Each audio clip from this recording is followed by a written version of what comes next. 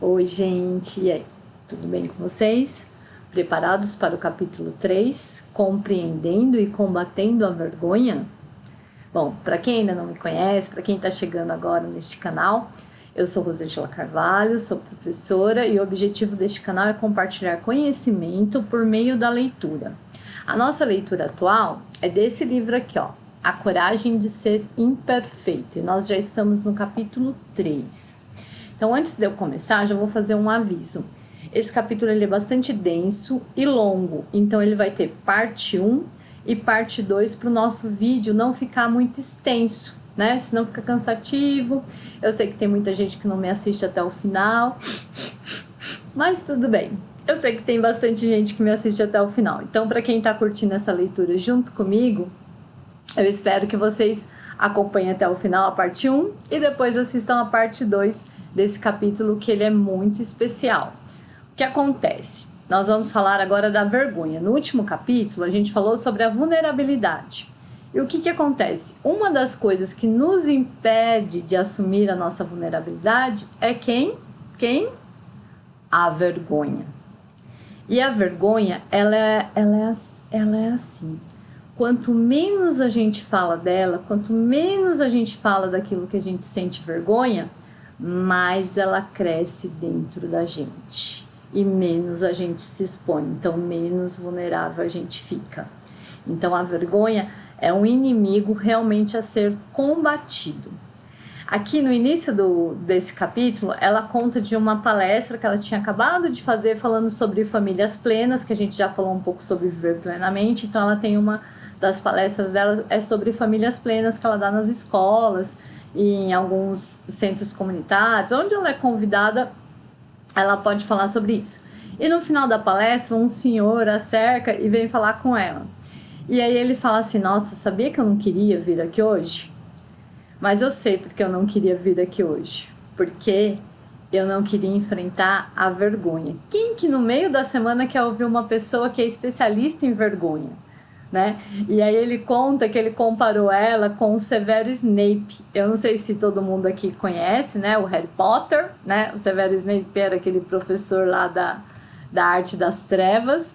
E aí ele, na imaginação dele, esse homem que assistiu a palestra, imaginava ela como Severo Snape, uma pessoa que vinha falar de coisas que a gente não quer ver, né? Sobre as coisas que estão nas nossas trevas. Então eu vou ler um trechinho, um pouco do que ela falou para ele, do diálogo deles, e aí traz um trechinho também do Harry Potter. Vou ler para vocês. Ele diz que a parte que ele mais gostou foi justamente essa frase, né? Quando fala que a gente tem que enfrentar as nossas trevas. Então eu vou ler aqui o trechinho que ela repete exatamente essa frase, e eu confesso para vocês, durante essa leitura, é uma das frases também que eu mais gostei, que mais mexeu comigo também, além de outras, mas essa é uma das minhas preferidas. Somente quando temos coragem suficiente para explorar a escuridão, descobrimos o poder infinito de nossa própria luz. Então, olha só. Quando a gente enfrenta, né, o nosso lado escuro, as nossas trevas, a nossa vergonha, aquilo que a gente tem medo de expor, né, da nossa vulnerabilidade, é realmente quando a gente descobre a nossa própria luz, ou seja, o nosso valor. Continuando.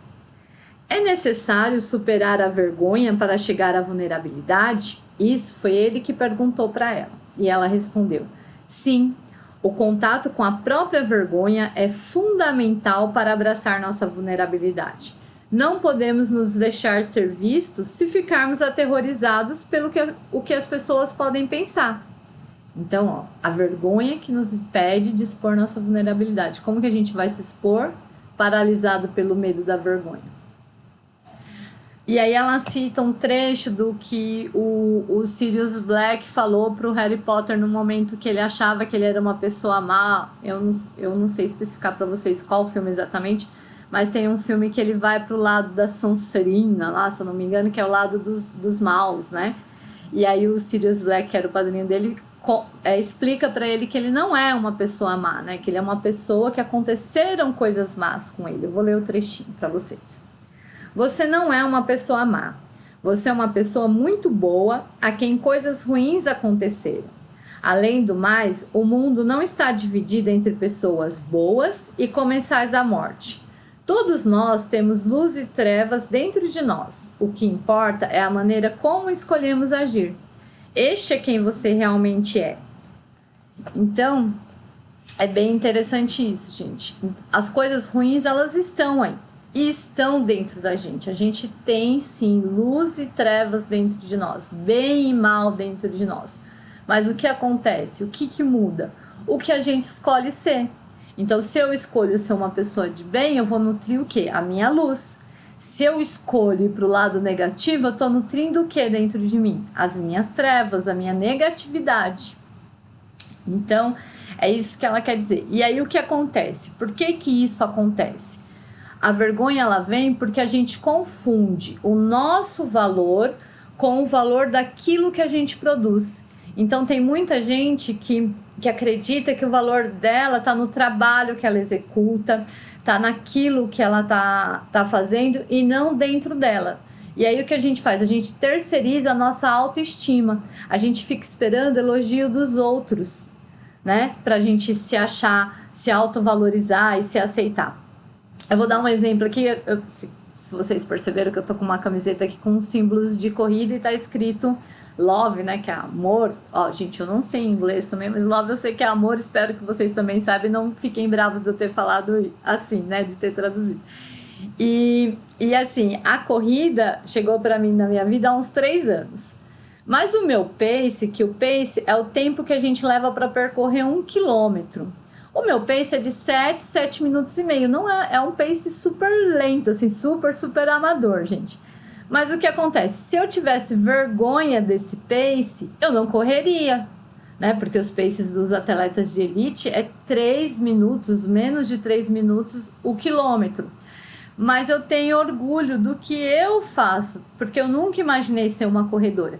Então eu sei o meu valor na corrida, então eu não me envergonho do meu pace, da velocidade com que eu corro. Eu tenho orgulho do que eu sou capaz de fazer. Então a gente tem que entender e diferenciar isso, que a culpa é aquilo que você faz. A vergonha é quando você acha que aquilo que você faz é aquilo que você é.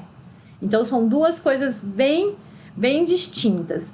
E isso que acontece, ela faz uma analogia com os Gremlins também, ela é cheia de referências a essa altura. Os Gremlins são os monstrinhos de um filme da década de 80, talvez nem todos que estejam assistindo esse vídeo tenham visto, mas ele passou milhares de vezes na sessão da tarde. Então eles eram uns monstrinhos bem fofinhos, bem bonitinhos, e de repente eles viravam uns monstrinhos horríveis que destruíam tudo, acabavam com tudo.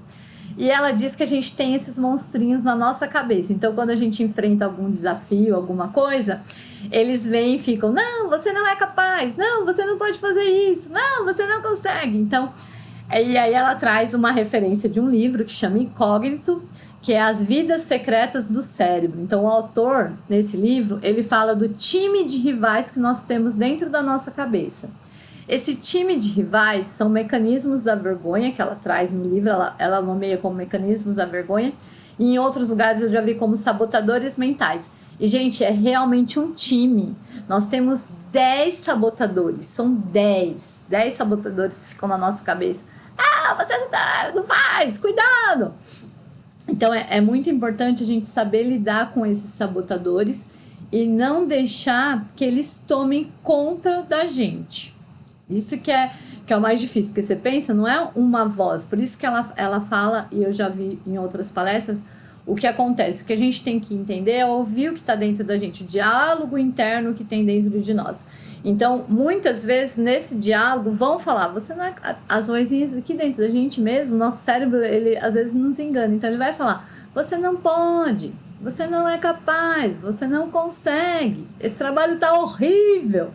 Mas, na verdade, você tem que ter uma visão crítica. Aí vem a nossa consciência daquilo que a gente está fazendo, para saber que sim, eu estou fazendo o que é melhor possível naquele momento. Agora eu vou ler mais 2 trechinhos que fala da vergonha em si. Então a gente já sabe que os sabotadores mentais, eles estão aí e eles são mecanismos da vergonha. Então agora eu vou dizer o que é realmente a vergonha, o que significa a vergonha e as categorias que ela dividiu a vergonha na pesquisa que ela fez.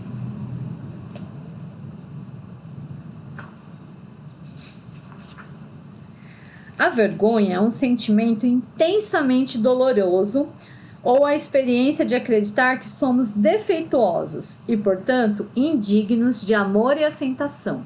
Vou ler de novo, gente, porque essa definição de vergonha é muito importante de entender isso, porque todo mundo, todos nós, todos os seres humanos já tivemos vergonha algum dia, em algum momento da nossa vida. Então, a vergonha é um sentimento intensamente doloroso ou a experiência de acreditar que somos defeituosos e, por isso, indignos de amor e aceitação. E ela traz, na pesquisa dela, ela conseguiu dividir a vergonha em 12 categorias. Aparência e imagem corporal, dinheiro e trabalho, maternidade e paternidade, família, criação dos filhos, saúde mental e física, vícios, sexo, velhice, religião, traumas, estigmas ou rótulos. E aí, da mesma forma como ela fez com a vulnerabilidade, ela também pediu para as pessoas responderem o que era vergonha para eles. Aí eu vou ler alguns exemplos. Vergonha é ser demitido e ter que contar para minha esposa grávida. Vergonha é ir à falência. Vergonha é ficar brava com os meus filhos. Vergonha é ser pego dirigindo alcoolizado. Então ela trouxe aqui alguns exemplos do que é a vergonha. E vocês viram que ela dividiu em 12 categorias que toma toda a nossa vida praticamente. Então a gente tem vergonha do nosso corpo, a gente tem vergonha do pai que a gente é ou da mãe que a gente é, a gente tem vergonha de assumir os nossos vícios, tem gente que tem a vergonha até de assumir qual é a sua religião e os rótulos, né? A gente vive cercado de rótulos e o pior é que as pessoas têm colocado os rótulos e acham que a gente só é aquilo que parece. E na verdade nós somos extremamente complexos e nós somos muito mais daquilo do que nós parecemos ser ou daquilo que nós somos. Tipo, eu sou uma professora, mas eu sou muito mais do que uma professora. Eu sou uma professora que sou mãe, que corre, que faço um monte de coisa. Então a gente vai muito além de um rótulo. Aí ela vem trazer aqui, descomplicando a vergonha, a culpa, a humilhação e o constrangimento. O que acontece? Às vezes a gente põe tudo no mesmo balaio.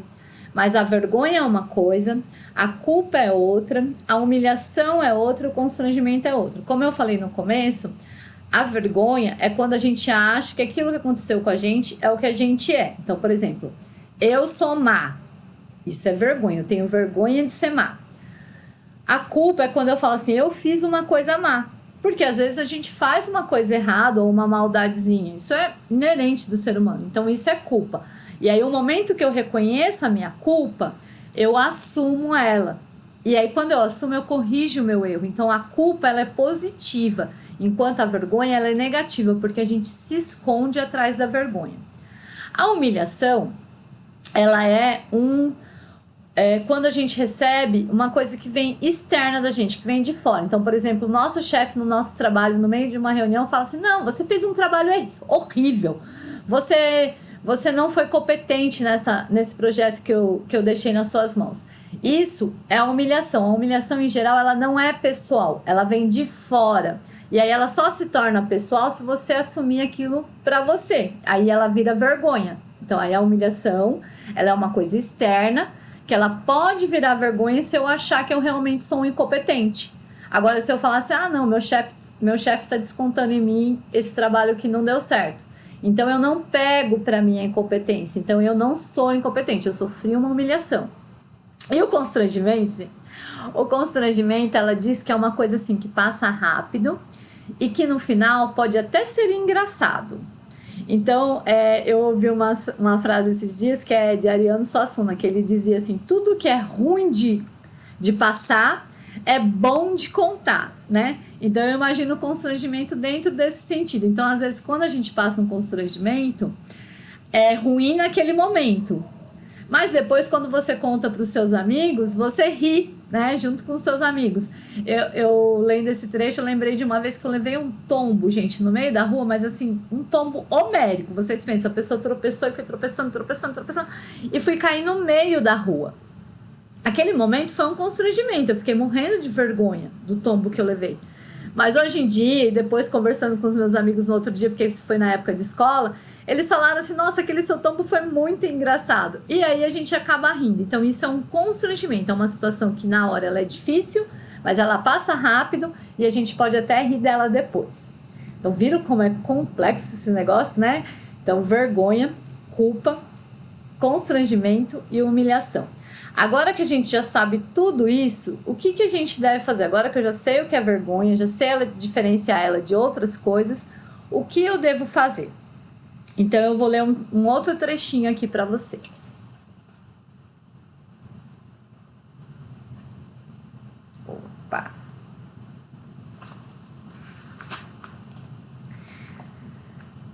A resposta está na resiliência, que é a nossa capacidade de nos recuperar rapidamente de um revés ou de nos adaptarmos a uma mudança. Antes de mais nada, gostaria de explicar que quando menciono esse tipo de resiliência, estou falando da capacidade de sermos autênticos quando vivenciamos a vergonha, de encará-la sem sacrificar nossos valores e de passarmos pela experiência embaraçosa com mais coragem, compaixão e conexão do que nós tínhamos antes. A resiliência tem a ver com o sentimento de vergonha, tem a ver com sair do sentimento de vergonha para esse afeto que chamamos empatia. O verdadeiro antídoto da vergonha é a empatia. A autoaceitação é fundamental, porque quando conseguimos ser compreensivos com nós mesmos durante um episódio de vergonha, ficamos mais propensos a nos expressar, nos abrir com alguém e experimentar o afeto e a empatia. Então, assim, que a gente entende o que é a vergonha, a gente é capaz de se abrir e sentir esse sentimento que é a empatia. Porque o que acontece? Quando a gente sente a vergonha de alguma coisa, às vezes quando a gente se abre, a outra pessoa também já passou por isso, né? Também já teve um problema, alguém já teve, que nem eu dei o exemplo no começo do meu pace. Não sou só eu que corro a 7,5. Eu tenho várias amigas que correm, mas eu tenho amigas que correm a 6, a 5. Então, quando eu vou correr com elas, eu falo, olha, gente, só que vocês já sabem o meu pace, né? Vocês correm junto comigo? Elas, não, a gente corre. E aquelas que são mais competitivas, que gostam de estar sempre baixando o tempo, a gente não corre junto. É bem tranquilo, mas a gente continua amiga. A empatia continua dentro da gente. Então, a gente precisa ter essa consciência, ter esse pensamento crítico do que a gente é ou não capaz de fazer e da aceitação disso, do nosso valor. Então, essas são as formas da gente combater a vergonha. A gente precisa de coragem, a gente precisa de aceitar, de estar aberto ao diálogo. Então, essas são as formas da gente enfrentar a vergonha. Agora eu vou ler um trecho para a gente concluir essa parte 1. Ele é um pouco doidinho, tá, gente? Quando eu li, eu senti, porque é o que a vergonha faz com a gente. Então, eu vou deixar esse trecho para vocês irem pensando até a parte 2 da vergonha.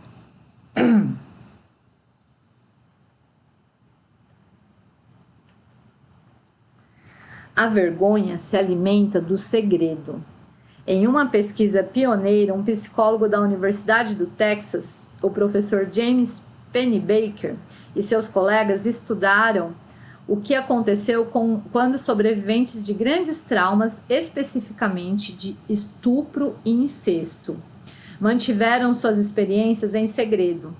A equipe de pesquisadores descobriu que o ato de não revelar o acontecimento traumático ou de não confidenciar para alguém próximo poderia ser mais prejudicial do que o próprio acontecimento. Inversamente, quando as vítimas partilham suas histórias e experiências, sua saúde física melhorava, as visitas aos médicos eram menos frequentes e elas apresentavam uma queda significativa de seus hormônios do estresse. Então, vou fechar com esse trecho. Então, a vergonha, ela se alimenta do segredo. Vocês viram? O caso que ele traz aqui são casos de estupro e incesto. Então, às vezes, a gente tem tanta vergonha que a gente não fala. Só que isso faz mal dentro da gente. Então, por isso que existem os grupos de apoio. Quando a gente consegue falar sobre aquilo que nos envergonha, a gente faz bem para nós mesmos. Porque a pessoa que sofre um estupro ou um incesto, é aquilo que a gente falou, já citei 2 vezes. Ela não é uma pessoa má porque ela sofreu aquilo. Aconteceu uma coisa ruim com ela. Então, o momento que a gente põe para fora, a gente ajuda a equilibrar os nossos sentimentos. Vocês viram? Até o hormônio do estresse, ele é baixado. E aí, assim, aqui eu encerro a parte 1 do capítulo 3. Então, nós vamos voltar, vai ter a parte 2, que também é bem complexa. Ela vai falar sobre a diferença de homens e mulheres, como eles enfrentam a vergonha. E a autora, ela faz uma analogia que ela coloca as mulheres em teias e os homens em caixa. Então, como homens e mulheres vivenciam a vergonha de forma diferente. Então, a gente já sabe que homem e mulher é diferente, e no próximo vídeo vocês vão descobrir como cada um vivencia a vergonha. Espero vocês lá. Um beijo e até a semana que vem.